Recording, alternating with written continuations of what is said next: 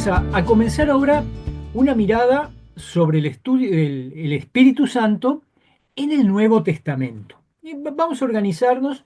Hoy vamos a ver un par de textos de los Evangelios sinópticos. Después vamos a pasar a Juan y continuar luego, por supuesto, con un texto que de repente si uno piensa Espíritu Santo y Nuevo Testamento y se le cae Pentecostés de Hechos de los Apóstoles, claro, sí, ese no lo vamos a dejar. Pero vamos a empezar con la mirada de los sinópticos y comenzamos con un textito del Evangelio de Marcos, ese Evangelio que ya hemos leído, el Evangelio viejito, primer Evangelio, que tiene todas esas cosas de un texto que apunta mucho a lo vívido y cosas por el estilo, que es el texto prácticamente bien al principio, que es donde vemos a Jesús por primera vez, es donde entra en escena Jesús en el Evangelio, porque hasta ese momento poca cosa sabemos de él. Es el texto del capítulo 1, los versículos del 9 al 13, que parte es el bautismo, pero le agregamos un poquito del texto que sigue a continuación. Así que vamos a darle primero una leída a ese texto, Marcos 1, del 9 al 13, y si alguien tiene la buena voluntad de leerlo, se va a agradecer.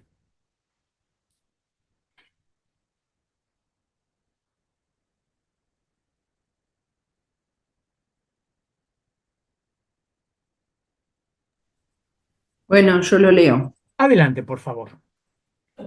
Después, no, ese es el 12.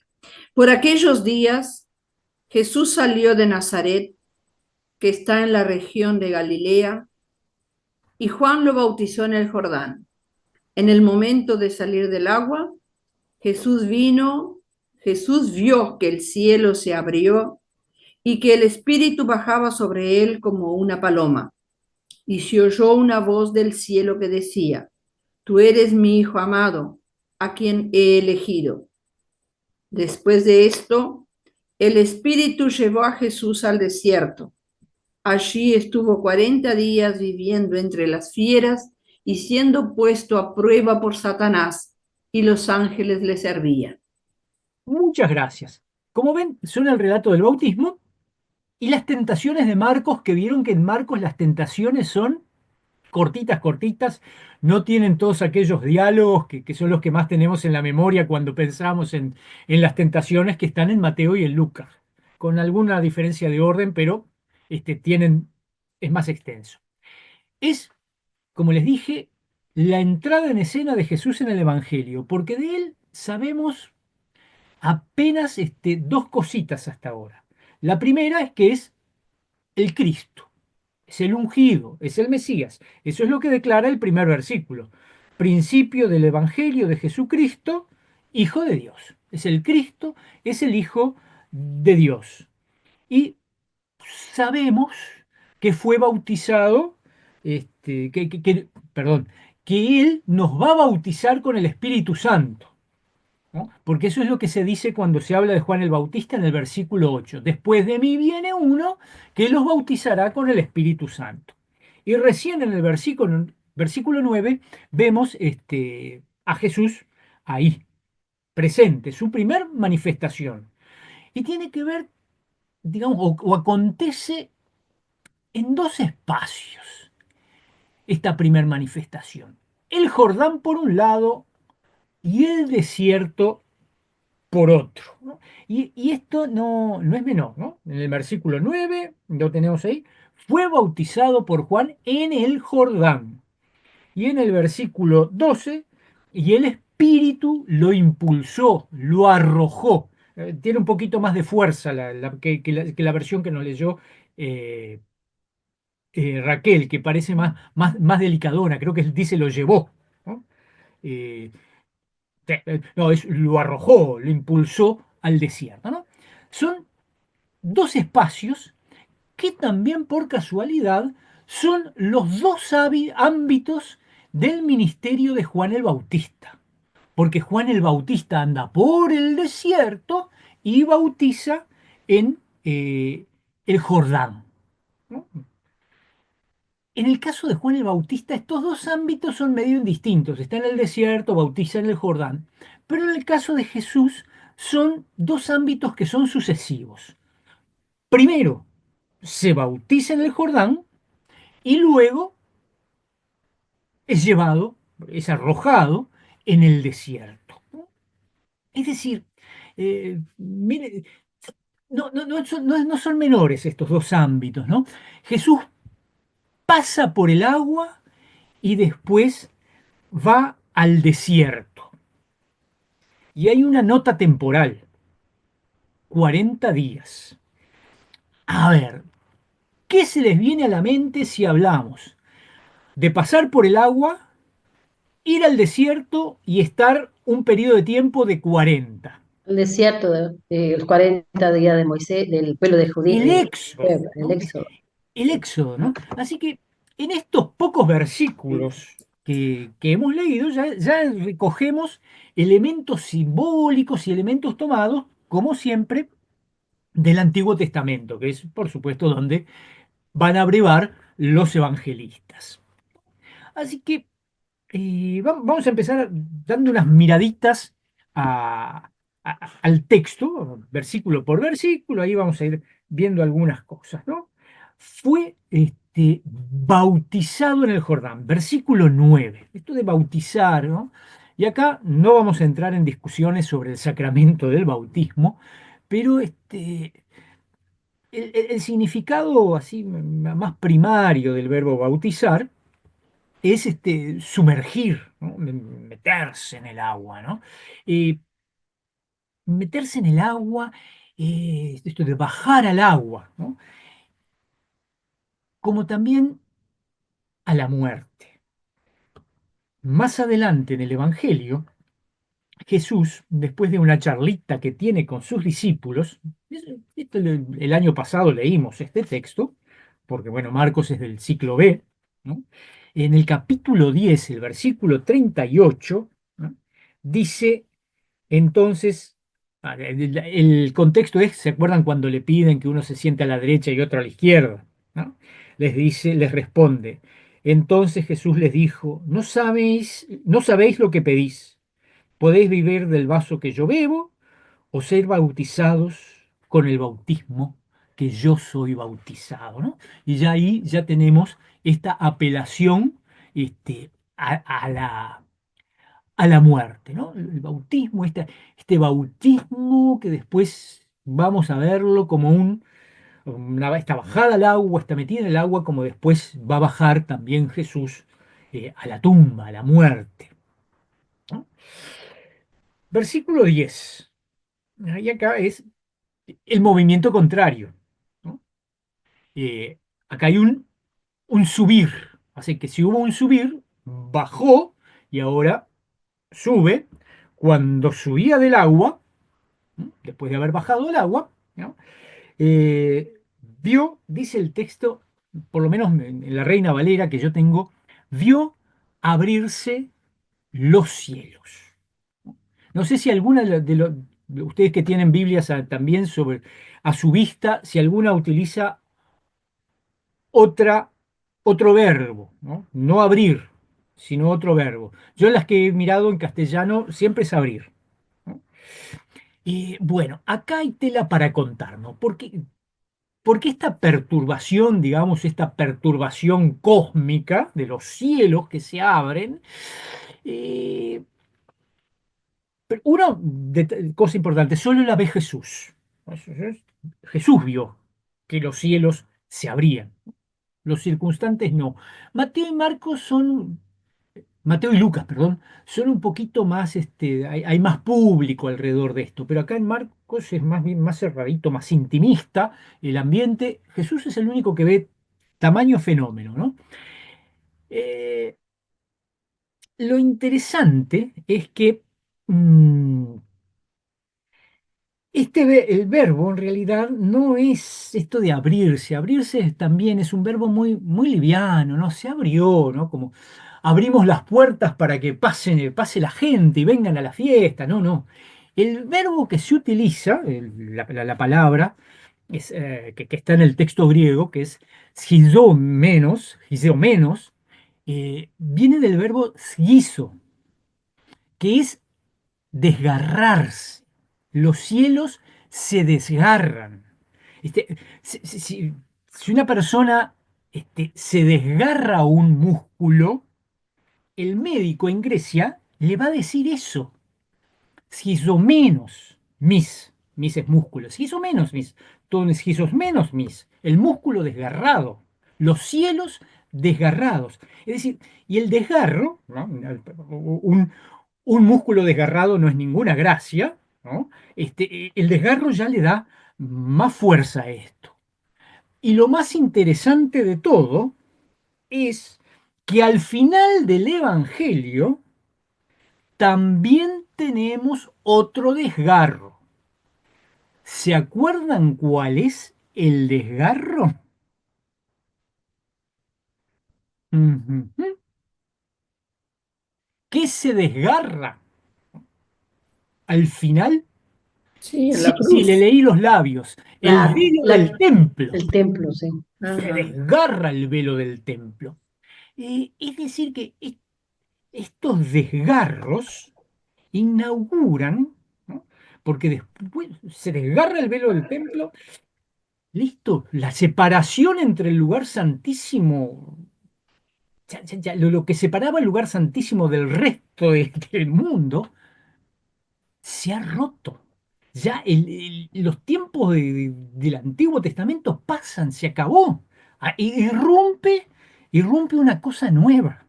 Y con estos cielos abiertos, con estos cielos desgarrados, ¿no? Que tampoco es una cosa, o sea, que también hay que pensar que no es una cosa así liviana, sino algo realmente una cosa que irrumpe en el mundo con, con fuerza, con dolor también, el desgarro, se inicia algo nuevo. El bautismo de Jesús inicia, inicia un tiempo nuevo, ¿no? Y mal que bien, esto es quizás la respuesta a una plegaria de Isaías. Ah, la- si se las leo, ustedes enseguida se la van a recordar, porque es un texto que en algún momento miramos. Capítulo 64, versículo 1. Oh, si rompieses los cielos y descendieras, y a tu presencia se escurriesen los montes como fuego abrasador de fundiciones, ¿no? La oración del profeta, oh, si rompieses los cielos, si rasgases los cielos, ¿no? O sea, eh, es- es- tiene que ver con esto, con esta irrupción, o sea, por lo que está pidiendo el profeta, el texto de Isaías, es la irrupción de los tiempos mesiánicos. Acá, en este texto de Marcos, somos testigos que el tiempo mesiánico ya ha irrumpido, se han desgarrado los cielos. Es decir, comienza una nueva era. Jesús, de alguna manera, es un nuevo Moisés, por aquello que vimos hace un poquito, ¿no? Del agua, el desierto, los 40, ¿no? Ahora hay un nuevo Moisés, porque este es un comienzo nuevo, ¿no? Pero también es un nuevo Moisés, ¿no? Nos va a traer una novedad. Bien, continuemos. El versículo 11. Acá viene una voz que va a proclamar algo. Tú eres mi hijo amado. El hijo, el hijo amado, ¿no? Esto de la filiación, de que Dios se refiere a Israel como hijo, no es una cosa, no es una cosa rara, no es una cosa estrafalaria. Aparecen los profetas, por ejemplo, a ver, tengo Oseas, son pasajes que ustedes bien conocen. El profeta Oseas llama a Israel hijo, o sea, Dios llama a Israel hijo, ¿no? Eh, Capítulo 11 de Oseas. Cuando Israel era muchacho, yo lo amé y de Egipto llamé a mi hijo. ¿No? O sea, esto del hijo amado no es novedad en la Biblia. Esto no es ninguna novedad. También vamos a buscar otro textito también en Segunda Samuel, ¿no? que este es un texto que conocemos. Segundo Samuel 7, 7, 7, 7, 14. Acá. Tiene que ver con esto del pacto con David. Yo le seré a él por padre y él me será a mi hijo. Y si él le hiciera el mal, yo le castigaré con vara de hombres y con azotes de hijos de hombres, ¿no? ¿No? Esta relación con este rey, arquetipo del Mesías, yo le seré por padre y él me será por hijo. Así que en esto no hay mucha novedad, pero quizás hay un texto en que aparece esto, texto complicado, de repente búsquenlo. Génesis 22:2. Apenas lo vean se van a dar cuenta a, a quién me refiero. Génesis 22:2.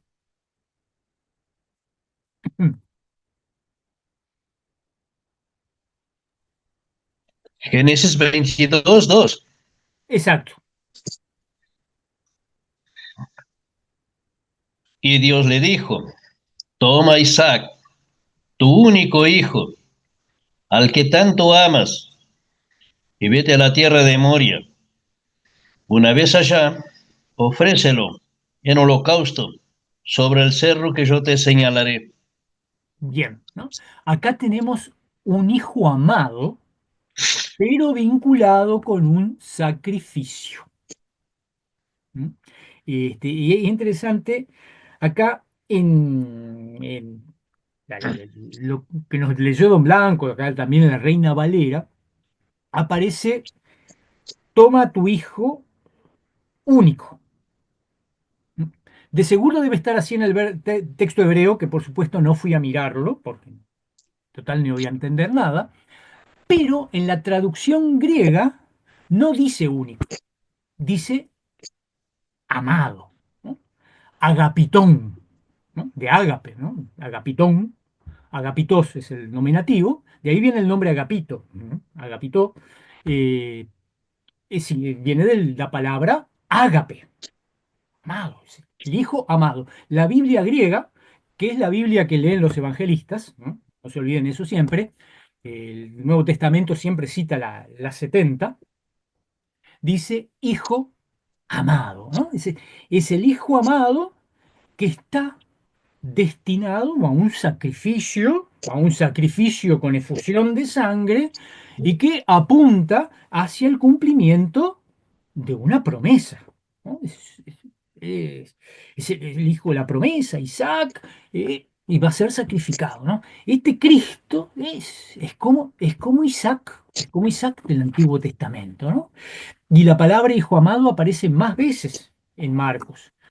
Lo tenemos también y fíjense que ya empieza a tener un contexto más de la pasión, lo tenemos en la transfiguración, que no se olvida, la transfiguración viene inmediatamente después de el primer anuncio de la pasión y también dice, este es mi hijo amado, ¿no?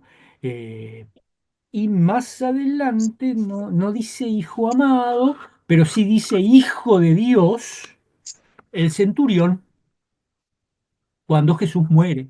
Verdaderamente este hombre era hijo de Dios, ¿no?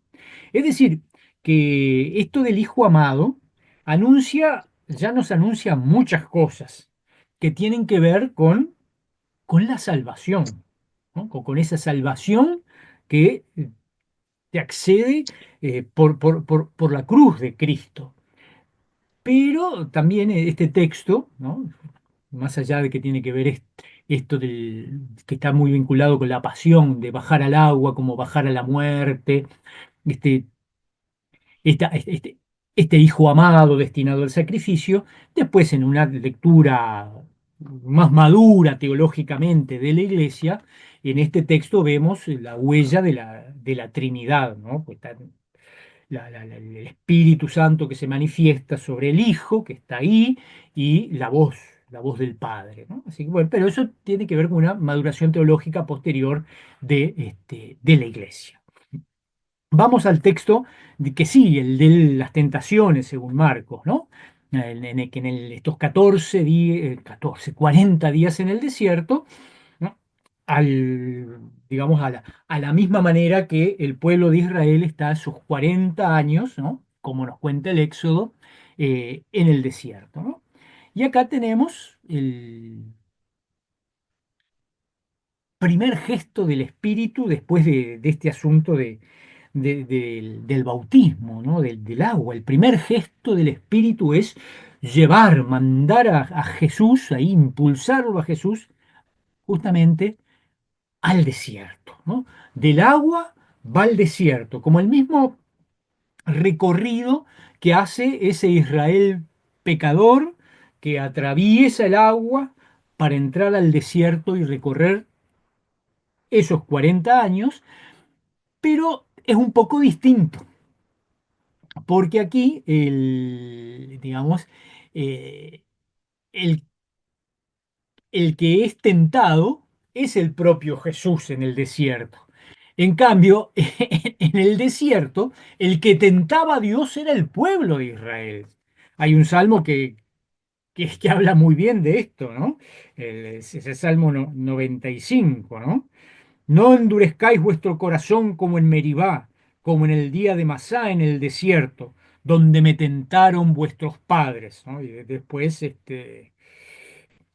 sigue medio feo, me probaron y vieron mis obras. 40 años estuve disgustado con la nación, ¿no? Bueno, digamos, esa es la parte distinta.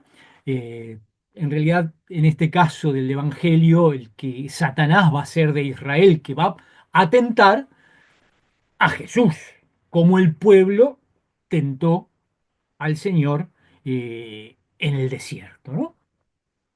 Aquí aparecen las fieras, ¿no? Las fieras que representan el peligro del desierto, ¿no? El desierto no es un lugar apropiado para el ser humano, es el lugar de las fieras.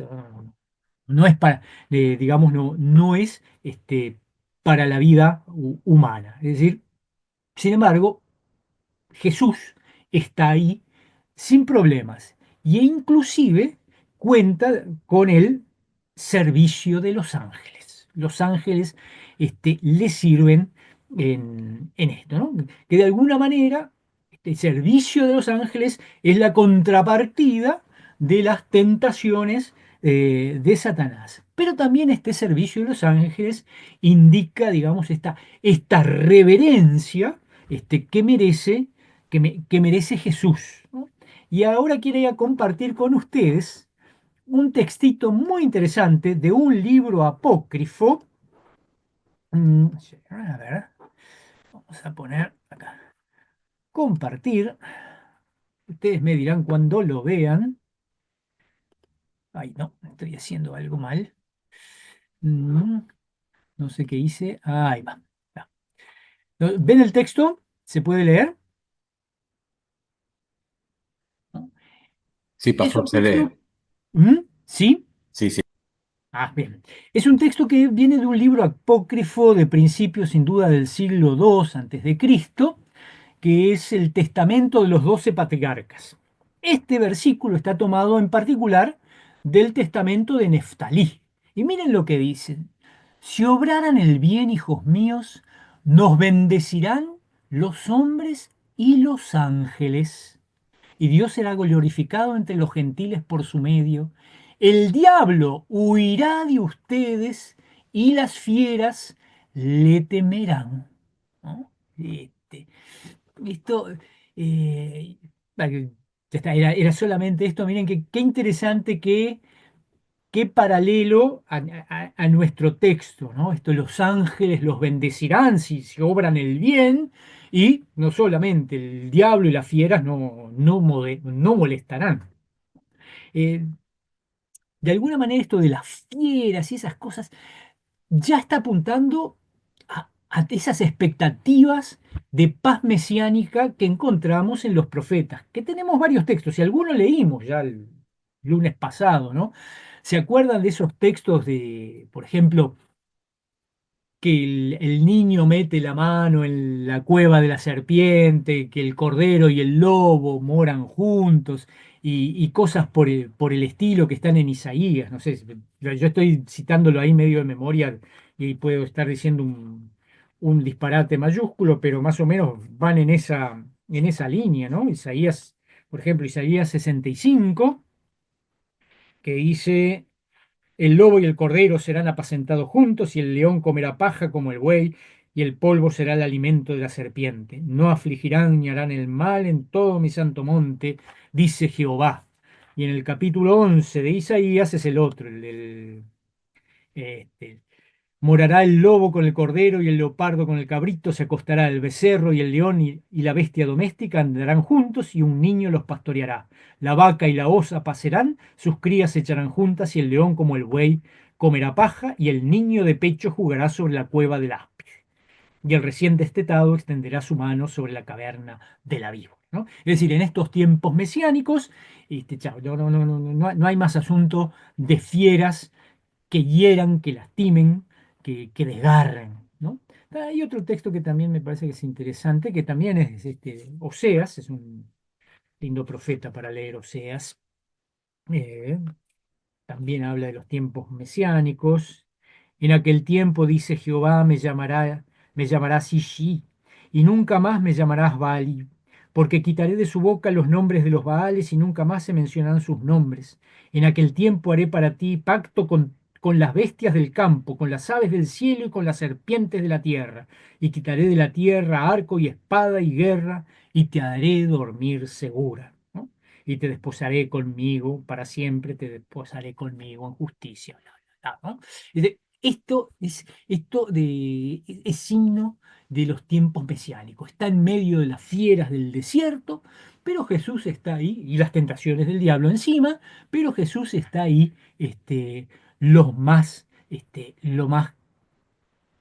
campante, ¿no?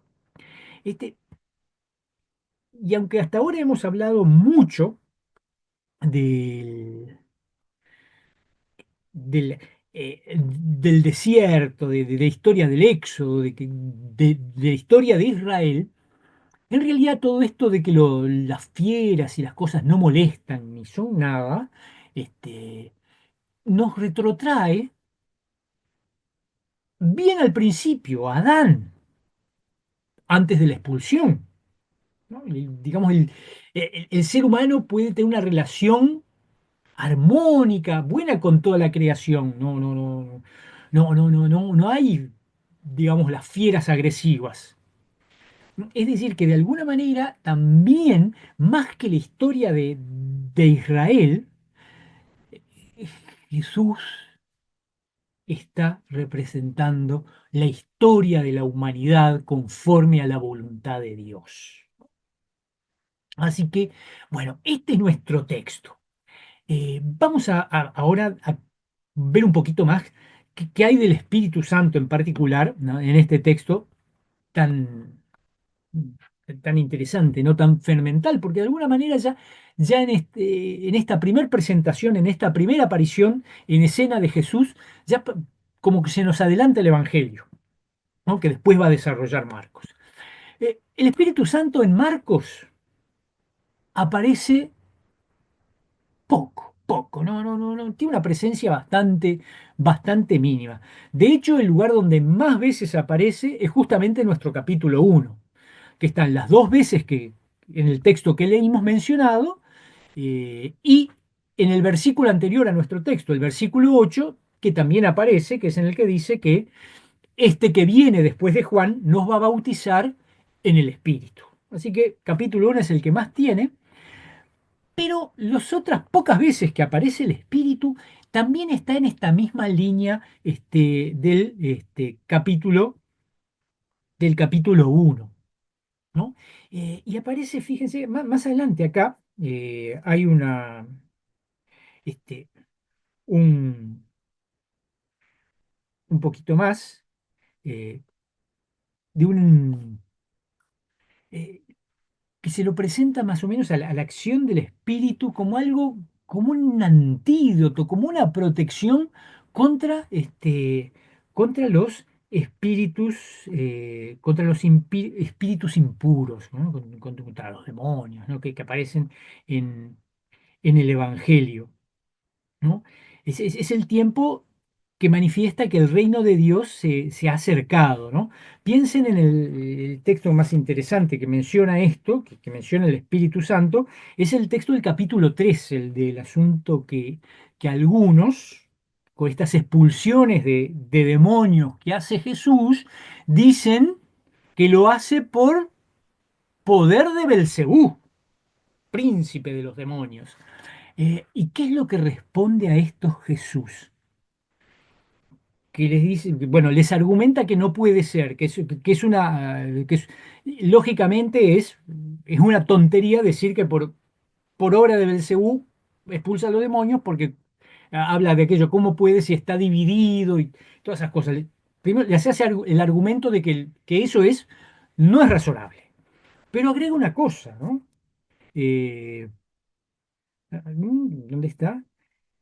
El que blasfeme contra el Espíritu Santo no tiene jamás perdón, ¿no? Esta blasfemia contra el Espíritu Santo, este no entender la obra del Espíritu Santo que permite la expulsión de los demonios, es, es la persona que hace esto, que blasfema contra el Espíritu Santo, pero se pone en las manos del mal, se arroja en las manos del mal y ahí se entrega totalmente en cuerpo y alma. Es decir, el Espíritu Santo, en esta mirada de Marcos, es el que permite expulsar, es la cura, el antídoto contra todas estas fuerzas que destruyen a la humanidad, lo que están representados en el Evangelio por los demonios, ¿no?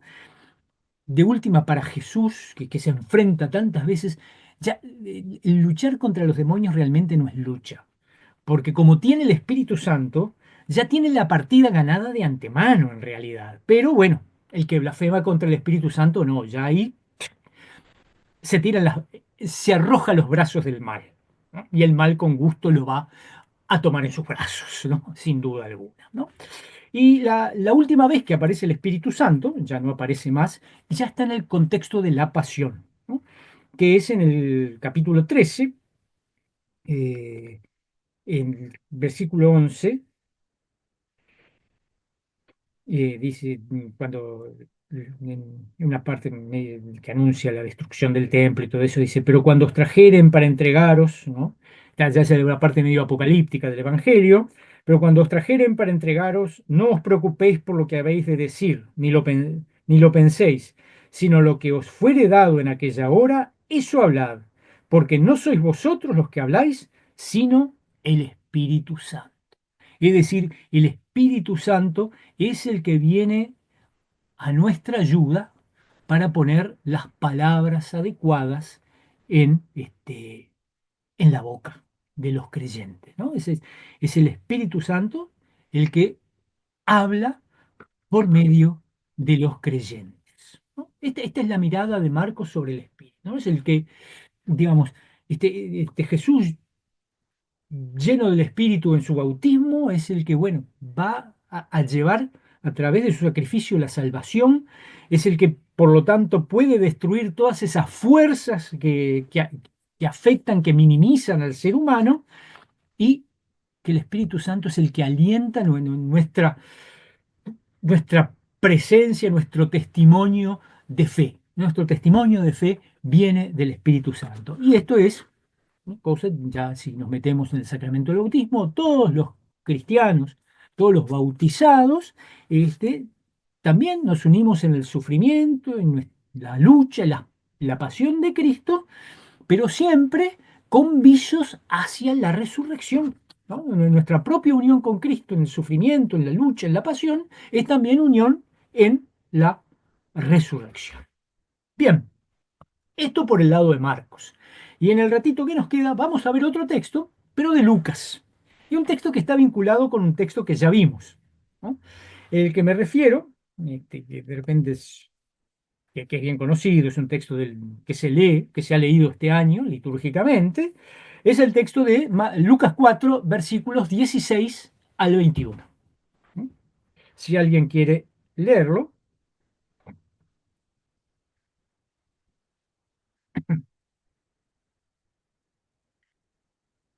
Lucas 4, 16, 21.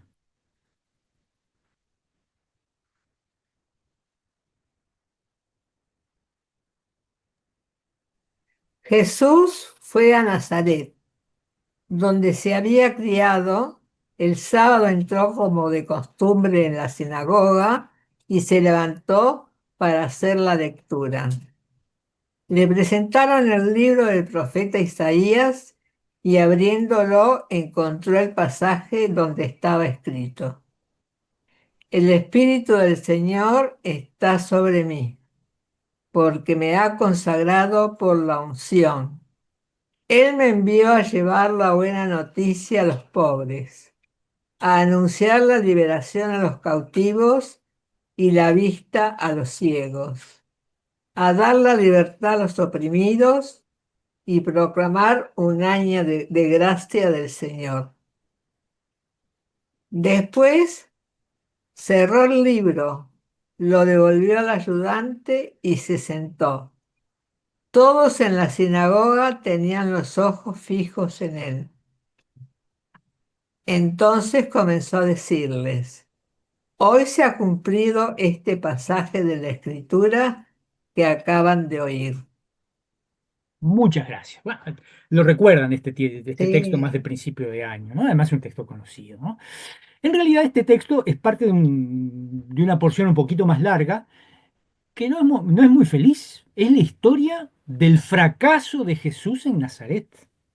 Porque después esto viene que hasta que lo quieren tirar para abajo, cuesta abajo de un barranco a Jesús, ¿no? O sea, en realidad este texto es parte de ese fracaso de Jesús en Nazaret, ¿no? Eh, Jesús va a ser y no los otros evangelios, es interesante. En los otros evangelios, la visita de Jesús a Nazaret está mucho más tarde, ¿no? En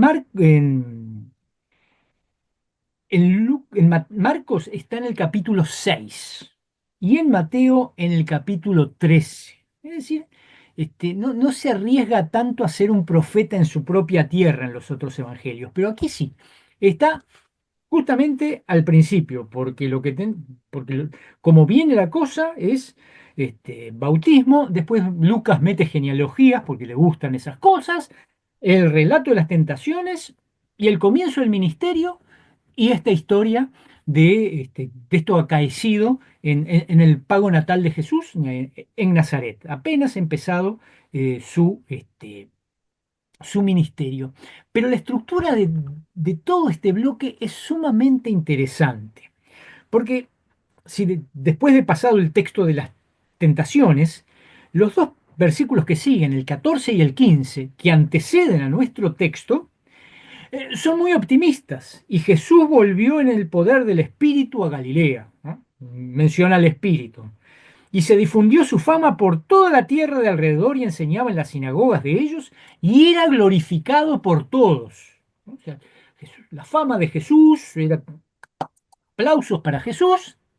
Después del 16 al 30 viene este texto, que justamente es el del fracaso de Jesús en su propio pago, ¿no? Porque ahí no quieren saber nada de él y dice al final, 29, 30, levantándose le echaron fuera de la ciudad, lo llevaron hasta la cumbre del monte sobre el cual estaba edificada la ciudad de ellos para despeñarle, ¿no? Mas él pasando en medio de ellos se fue, se fue.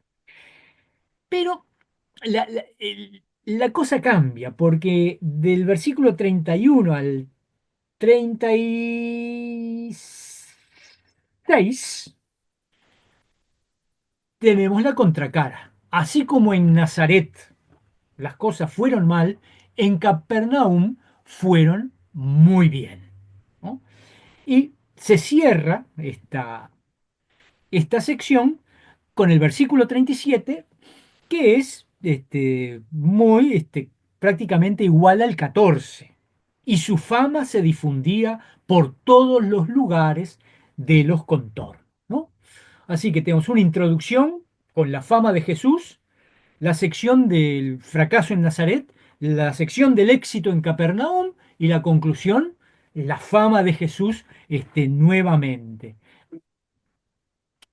Esto eso, de repente hasta tiene un paralelo con un contexto más amplio, Lucas y Hechos de los Apóstoles, el Evangelio y los Hechos, ¿no? En el Evangelio vemos el fracaso de la palabra, ¿no?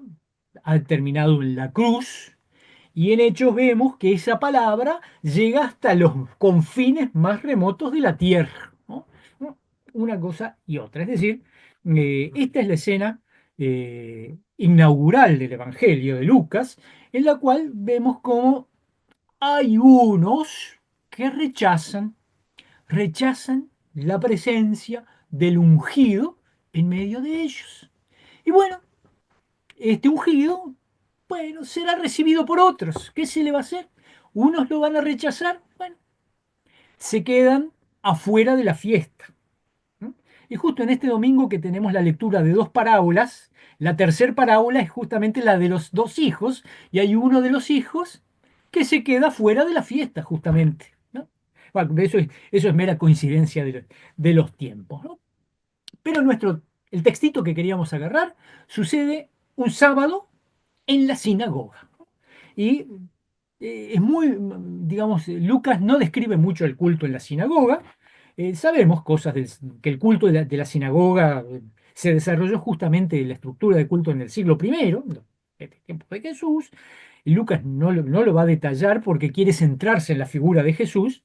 Pero si ustedes quieren mirar un poquito más cómo era el culto, hay un pasaje que está en Hechos capítulo 13, que es cuando Pablo va a Antioquía de Psidia, y ahí se describe un poquito más cómo era el culto en la sinagoga. Inclusive trae un sermón de Pablo, que también Pablo toma la palabra después de la lectura y hace un sermón. ¿No? Bueno, sí, es más o menos la cosa. Después de las oraciones venía la lectura de la Torá.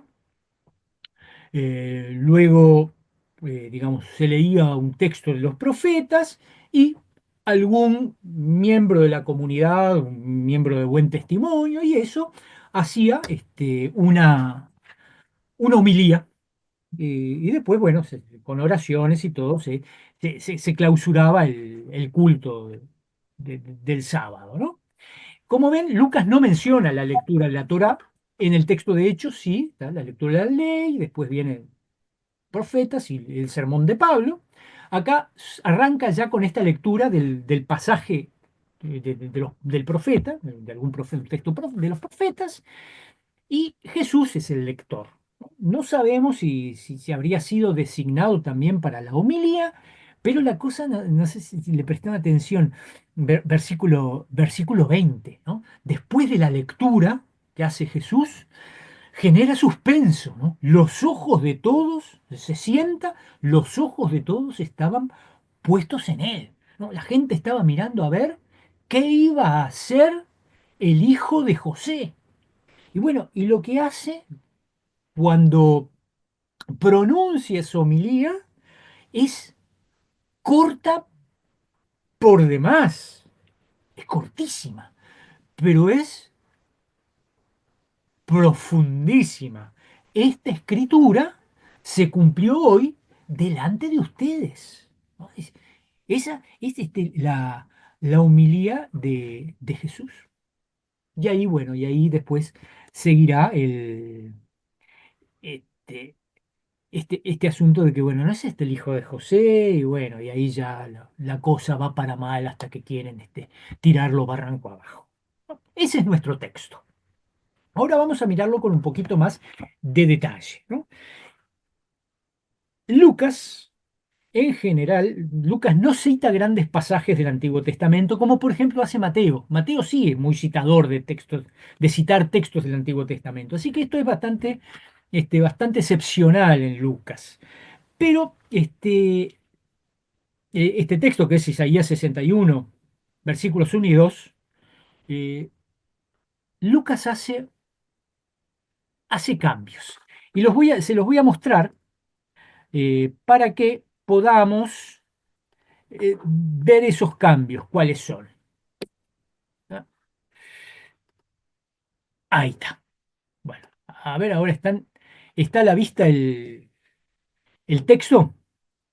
Bueno, a la izquierda tienen el texto del Antiguo Testamento, que les voy a hacer alguna consideración, y a la derecha el texto del Evangelio, versión Reina Valera contemporánea. Si ustedes le pegan una lecturita al texto que yo digo que es el del Antiguo Testamento, que es este de acá de la izquierda, van a ver que está medio feíto. Espíritu del Señor sobre mí, por lo cual me ha ungido a evangelizar pobres, enviándome. Bla, bla, bla, bla.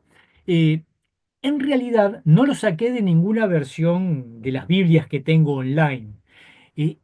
Encontré una página que me da la Septuaginta en español, la traducción de la Septuaginta al español, porque tengan siempre presente, el Nuevo Testamento cita el Antiguo Testamento de la versión griega. Y me interesaba tomar la versión griega, porque si ustedes van a su Biblia y buscan Isaías 61, 1-2, van a encontrar algunas diferencias. Por ejemplo, esto es bien fiel, esto es bien fiel al texto griego. Por ejemplo, no, el texto que nuestras traducciones no ponen pobres, como pone el Evangelio, ¿no? El Evangelio sí pone pobres, sino pone a los, vamos a buscar el texto de Isaías, por lo menos en la Reina Valera, Isaías 61, eh, me di- buenas nuevas a los abatidos. Buenas nuevas a los abatidos. Pero la versión griega utiliza así exactamente la misma palabra, pobres, ptogis, ¿no? Que es la que se utiliza en el Nuevo Testamento. Pero Lucas hace algunas diferencias. Por ejemplo, omite esto que está resaltado acá, a sanar a los quebrantados de corazón. Eso el texto de Lucas no.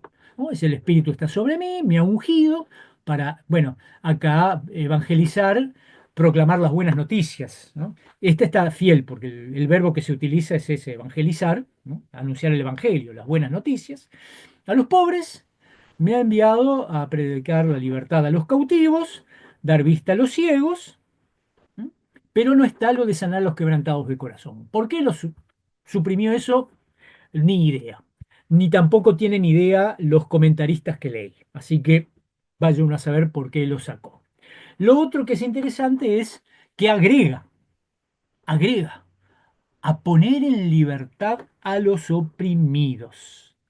Y eso sí es interesante porque acá hay un énfasis, ¿no? De poner en libertad a los oprimidos tiene resonancias de Isaías, capítulo 58, el- a ver si se los leo, el versículo acá 6, ¿no?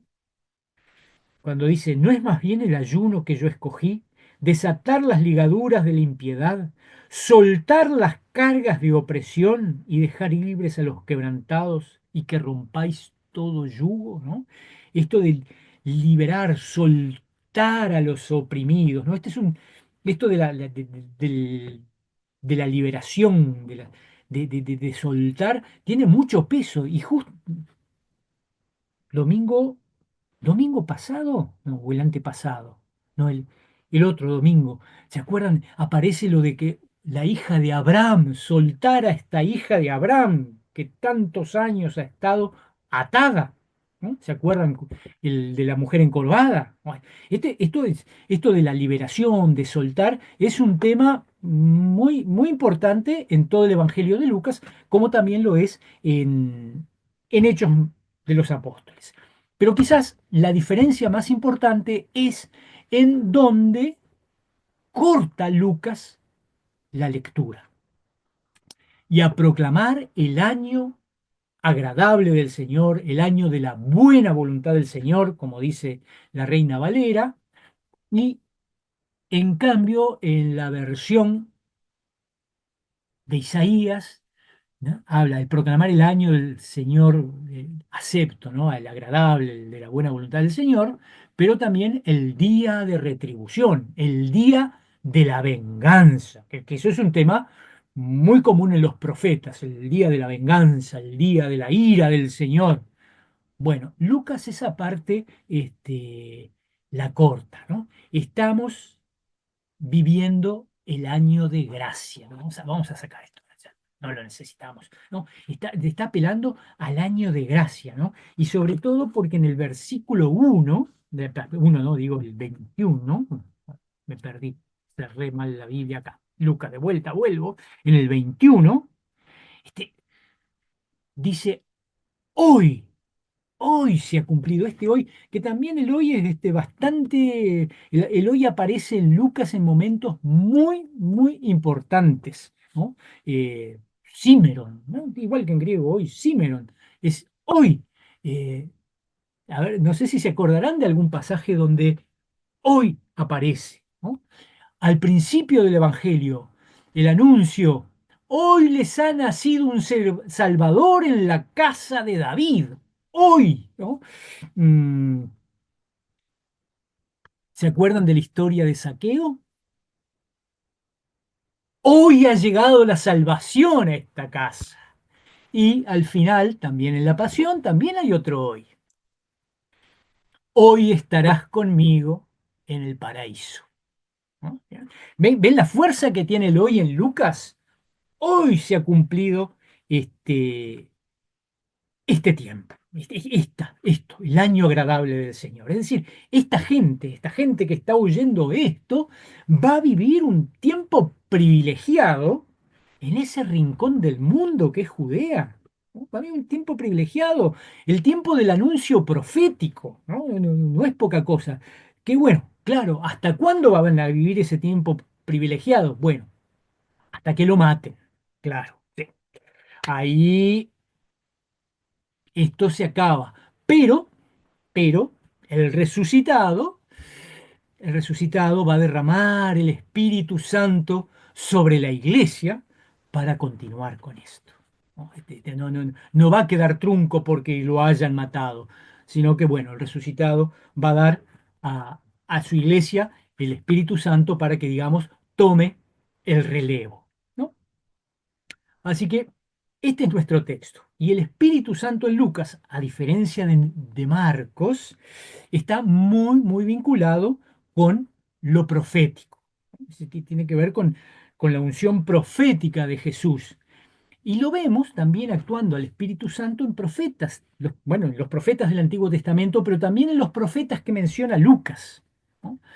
Por ejemplo, en Isabel, Elizabeth, ¿no? Que ¿se acuerdan que dice, y llena del Espíritu Santo dijo, cuando María las va a saludar, ¿no? Bendita eres entre todas las mujeres y bendito es el fruto de tu vientre. Es- pero lo dice llena del Espíritu Santo. Y un poquito después, en el mismo capítulo 1, tenemos a Zacarías. Bendito es el Señor Dios de Israel, que ha redimido y visitado a su pueblo y nos ha levantado un Salvador en la casa de David su siervo. Y Zacarías profetiza esto lleno del Espíritu Santo, ¿no? Y lo mismo se aplica al viejito Simeón, que Simeón, a diferencia de Ana, que vivía en el templo, ¿no? O sea, viejita, viejita, viejita, ¿no? Porque eran 7 años de casada más 80 y pico de viuda, ¿no? Pero Simeón, que también era viejito, dice el texto que, movido por el Espíritu Santo, fue al templo. Y ahí profetiza también, y dice, bueno, lo primero que dice es, ahora, Señor, despides a tu siervo en paz porque han visto mis ojos tu salvación, ¿no? Y después se hacen algunas profecías, como aquella de a María, y una espada atravesará tu corazón, ¿no? Bueno, así que vean cómo esto, que, que a los efectos de Lucas son profetas, porque todavía esto es Antiguo Testamento para Lucas, porque el profetismo va a terminar con Juan el Bautista, ¿no? Y este Juan el Bautista justamente cumple con todos los profetas, con todo lo que corresponde a un profeta, porque está lleno del Espíritu Santo, y en el caso de Juan inclusive, está lleno del Espíritu Santo antes de nacer, ¿no? Capítulo 1, versículo 15, porque será, hablando, ¿no? Del niño. porque será grande delante de Dios, no beberá vino ni sidra, y será lleno del Espíritu Santo aún desde el vientre de su madre, ¿no? Y no solo eso, en Juan va a reposar la fuerza y el espíritu de Elías. Elías, que es el profeta por excelencia, ¿no? El versículo 17 dice así: e irá delante de él con el espíritu y el poder de Elías, para hacer volver los corazones de los padres a los hijos y de los rebeldes a la prudencia de los justos, para preparar al Señor un pueblo bien dispuesto, ¿no? Es decir, Juan, como último profeta, está lleno del Espíritu Santo, y el Antiguo Testamento para Lucas va a terminar cuando termina el ministerio de Juan el Bautista, que eso lo tenemos en el capítulo 3, en el versículo 20, ¿no? Que habla sobre, bueno, todos los malos pasos de Herodes, y que dice que sobre todas las cosas que había hecho encima añadió: encerró a Juan en la cárcel. Ese es el fin del ministerio del Bautista, pero en el versículo siguiente, el 21, dice: aconteció que cuando todo el pueblo se bautizaba, también fue Jesús bautizado, y orando el cielo se abrió. Y viene el texto del bautismo y comienza el ministerio de Jesús. Se cierra un tiempo con Juan el Bautista y se abre este nuevo tiempo de Jesús, un nuevo tiempo lleno también del Espíritu Santo, ese espíritu que impulsó a los profetas. Ese espíritu va a seguir actuando, pero ahora en esta nueva era que se abre, con este Jesús, que es un profeta, pero es un profeta con mayúscula, y toma, digamos, la posta del Antiguo Testamento, y él, su persona, su vida, va a sustituir a los profetas y al mensaje, y esto es lo que quiere nuestro texto de hoy decir: esta escritura se cumplió delante de ustedes. O sea, todas esas expectativas ahora en mí, ¿no? Porque se habrán cerrado los tiempos proféticos, pero no se ha detenido el Espíritu Santo. Y mismo cuando ya Jesús no esté, el Espíritu seguirá actuando, pero lo hará a través de la iglesia, porque el Jesús resucitado le va a conceder el Espíritu a su iglesia en Pentecostés. Y después ya vamos a leer el texto de Hechos de los Apóstoles, sin duda, pero entre medio, antes de ir a Hechos de los Apóstoles, la próxima, vamos a dedicarnos a un par de textos de Juan, del Evangelio de San Juan, que ya los hemos leído cuando estuvimos viendo la parte de Cristología y del credo, en fin. Así que bueno, esto es todo por hoy. Les deseo una muy bendecida semana, y si Dios quiere, nos vemos el próximo lunes.